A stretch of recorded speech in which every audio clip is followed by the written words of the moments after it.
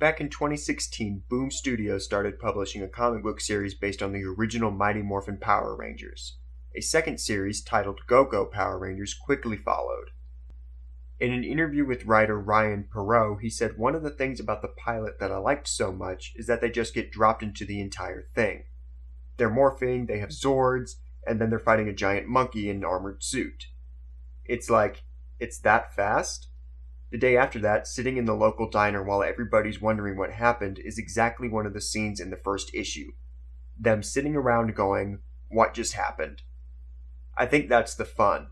That's a lot of where the stories of Go-Go will take place, in those in-between moments where they actually respond like real people. This is the idea that appealed to me. The ultimate goal of the book is to humanize the Rangers. Instead of the cardboard cutouts that are involved with every extracurricular activity and amazing at all of them, this book brings the five back down to earth, which I appreciate a lot. The covers are by Dan Mora and Miguel Micardo. They're all quite good, they're all very colorful and fun. Ultimately, that's the big genius of these comics. They can tell more mature character-driven stories but still have the original aesthetic and sense of fun and adventure. The interior art is also by Mora, with colors by Raul Angulo.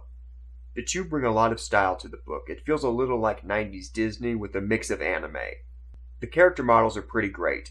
They're not really trying to look too much like the original actors, but you can still tell who you're looking at. And they look like kids. Mora doesn't exaggerate their bodies too much, so you can tell their age just by looking at them. In terms of story, the book picks up right at the end of the initial pilot episode. The first issue begins with the Rangers' defeat of Goldar. However, Perot adds context and backstory throughout the issues. We'll talk about Jason first. He is probably the least interesting member of the group, which I think is consistent with the original show and the recent film. In the first issue, Jason talks a little bit about being a bully. A lot of what drives him to be as disciplined as he is a certain guilt he feels about being that. And while that is interesting, and I do like that, it doesn't really come up after the first issue, so he ends up just kind of being the stoic leader character that he always is, which is fine, but it's not super interesting. Zack is similar in that there isn't much development, but his personality and charm come across more. His storyline is mostly focused on the homecoming dance and who he's going to take. What ends up happening is this sort of shy, nerdy girl asks him out eventually, which is a really sort of nice subplot to see. It's fun that Zack's sort of big, over-the-top personality is set against a much humbler person. Another interesting element about Zack is that he has a tiny bit of a rivalry with Jason, and it's never like a dick-measuring competition. It's just more of Zack is the first person to call Jason on his crap, which is kind of a fun dynamic to see. We find out that Billy and Skull were friends when they were kids, but they drifted apart as they got older. And while that's kind of interesting, it's a little typical, which is a criticism I have of these issues overall. There are just certain story choices that I think are a little obvious and a little overdone, and they kind of pop up now and again. I think this Billy story is one of them. An element I like a little better with Billy is the relationship with his father. Billy is potentially up for an internship that will play a part in the main Mighty Morphin book a little later, and it conflicts with his ranger duties, and I like how that's dealt with between him and his dad. I thought that was a really solid relationship with a good bit of conflict. Another story element I'm not in love with is that Trini has a crush on Jason but doesn't quite have the courage to tell him. This element of the book doesn't really work for me at all.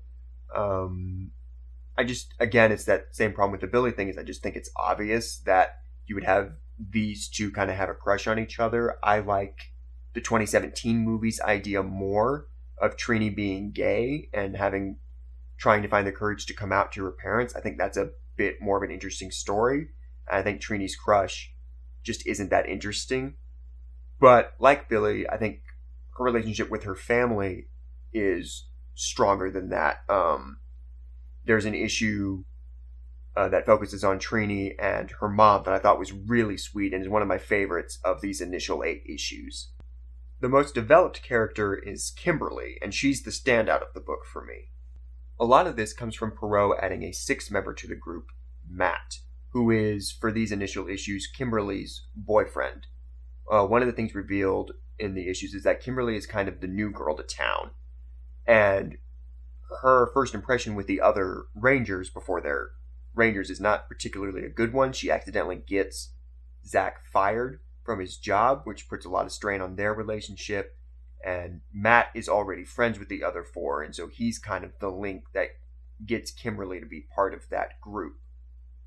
But what happens is Rita kidnaps Matt and replaces him with a fake Putty duplicate. This Putty is meant to spy on the Rangers and learn their vulnerable points. This is probably the darkest Power Ranger story, at least that I've read. There's something so invasive about it, about what Rita's doing. And then it ends up being kind of tragic because the Putty ends up developing feelings for the Rangers. He ends up genuinely considering them to be friends. And so he ends up trying to go against Rita, but by that point, it's too late. The Rangers have found out who and what he is.